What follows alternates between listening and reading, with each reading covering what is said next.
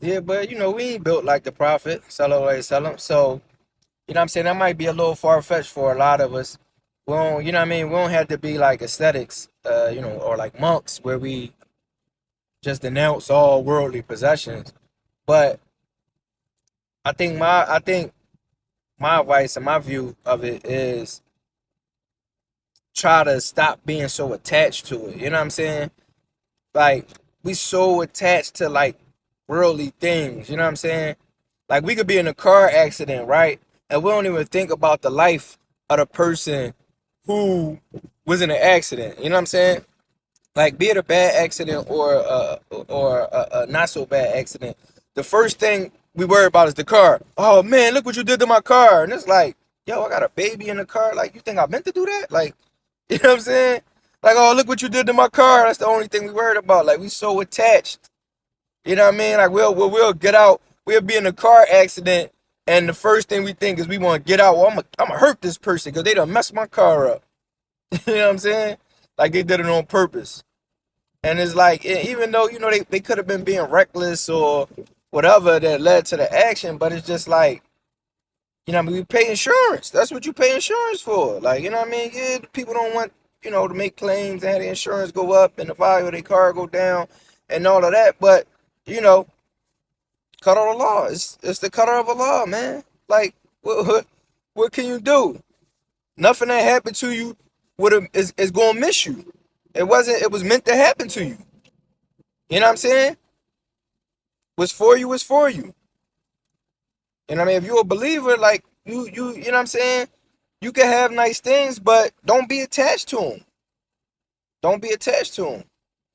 And it's crazy because I was just listening to Shadi Muhammad, and he used this might be a little over. This might be for the older people, but he used Heat. There's a movie called Heat with Al Pacino and Robert De Niro, and I forget what I think it was Al Pacino.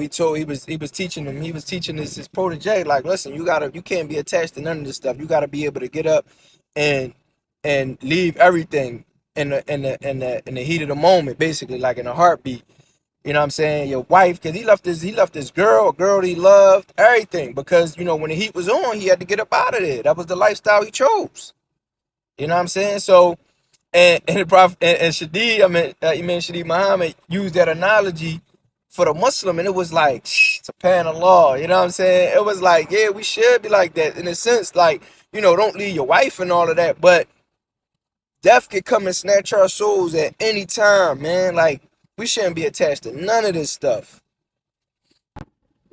But who am I, man? It's just it's my humble opinion.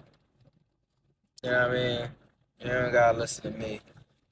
I just I just think that we as Muslims, like what I mean, like I moved from Philly to Maryland, and the community that I moved to, I was looking for certain things. I was looking for Muslims. I was looking for a sense of community and all those things. And in a sense, I found it, but also it's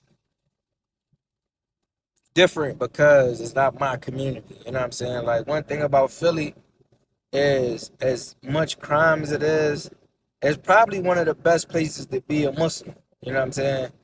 Just because it's so many knowledgeable people there. Um, and just because like our community, like the black community, we like real accepting to everybody else, but everybody else not real accepting to us. So it's a different feel. You know what I'm saying? Like you could be any nationality and come there and and get right in. You know what I'm saying? Get dug right in. Whereas though on the opposite side, like you trying to go into somebody else's community, it's not the same. You know what I'm saying? It's like it's not that warmth, or you know what I mean? Like a lot of the brothers like from like the Middle East and stuff like that, like they ain't like I like that like the way that they are Muslims, it kind of affect their whole personality. I do like that because I think because a lot of like a lot of the Middle Eastern Muslims, they grow up as Muslims, so they're a lot softer in the sense that they are, you know, I don't know how to say it because they can be rude, but I think it's part of their culture where they just real direct. But also they could be rude in the sense like they don't lines. Nah, they don't understand lines. You know what I'm saying? Like they just going to the front. Um, like saving portions. Like you know what I'm saying? Like and it's funny because I've heard people say that when they was overseas, that like in Egypt, they which I don't know how if Egypt, I wouldn't kind of lump Egypt in this category, but like somebody tried to buy all of the chicken at KFC and I was like, no, you can't do that because it'll be none for everybody else. You know what I'm saying? Like, and I feel like here we got kind of a concept like that where it's like when you making plates on for the like when we celebrating the Eid and everybody, you know what I'm saying? Everybody breaking bread together. You're not just gonna pile all the good stuff on your people's plate and leave everybody else the scraps. You know what I'm saying? Like that's rude. You're not just going like at the masjid I used to go to in Philly. Everybody loved the fish, right? So everybody be trying to go crazy over this fish. The elderly will be coming in that joint like, listen, baby, uh, I'm 86 years old. You know what I mean? I just need a piece of fish. You know what I mean? They try to do anything to get to this fish, right? And you know what I mean? I'm young. I'm not gonna tell the old heads like, old head, go to the back of the line. You know what I mean? I'm like, you know what I'm saying? Here you go a couple pieces of fish. But at the same time, I'm not gonna give her 8 pieces of fish. You know what I mean? Whereas though it's like, on the other side, that's your peoples. They gonna be tucking the fish on the side, like, okay, I got you. Here go your fish, bro. You know what I mean? Here you go, Habibi. Take your fish, Habibi. You know what I'm saying? But alhamdulillah, it's like it was a good mixture, man. And you know what I mean? Like I don't want to make it seem like they stingy, because they definitely used to always invite me to the table. Like, and when they cook, like when the Middle Easterns cook, like my Pakistani brothers, yo, when they cook, man, they cook like, you know what I mean? They be coming in with pans full, like, huh, take more, take more, take more. And I'm just like, bro, I can't eat that much. I cannot eat that much, man. And it be spicy. I love spicy food, but I'm not gonna sit in here and eat a Pakistani spicy. I'm not gonna eat a 5 pound plate Pakistani food. That ain't gonna happen. Not during Ramadan. I'm gonna be toe up all that spicy food on an empty stomach. Oh man, I'm gonna miss every joint because I ain't gonna be able to maintain my wudu. So you know what I'm saying. But that's just a little. I'm just BSing. But you know what I mean. It's Ramadan coming up, man. I'm really looking forward to it. But I'm missing Philly, man. I'm really missing Philly. I spent one Ramadan out here and it just wasn't the same. It kind of made me want to go back to Philly just for Ramadan, but you know what I mean? Gotta pay them bills. You know what I mean? That's why I'm trying to be a better one. You know what I mean? Gotta worry about all of that. Go move in the middle of nowhere with some land and you know, some animals. You know what I mean? Pay some money. Look, come take care of these animals for the month. I'm out. You know what I mean? Probably don't go to Philly, but but it opened up doors, options. You know what I mean? Go overseas or something. So, just my thoughts, man.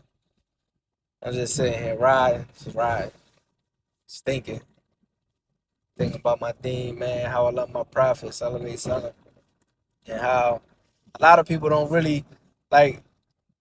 It's crazy, like as a revert, man. When you revert to Islam, man, your family don't really be understanding. It costs a lot of riff, man. I'm going through a lot of that riff right now, man. It's crazy, man. People, man, we so attached to this worldly stuff, man. Because let me say, oh, I got this money for you. They gonna be right at my door. Knock, knock. Let me get that money.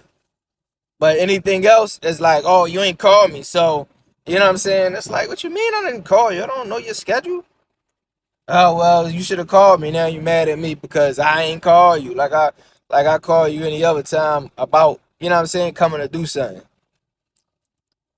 Yeah, I mean, we so attached, man. Like we be punching that clock so hard.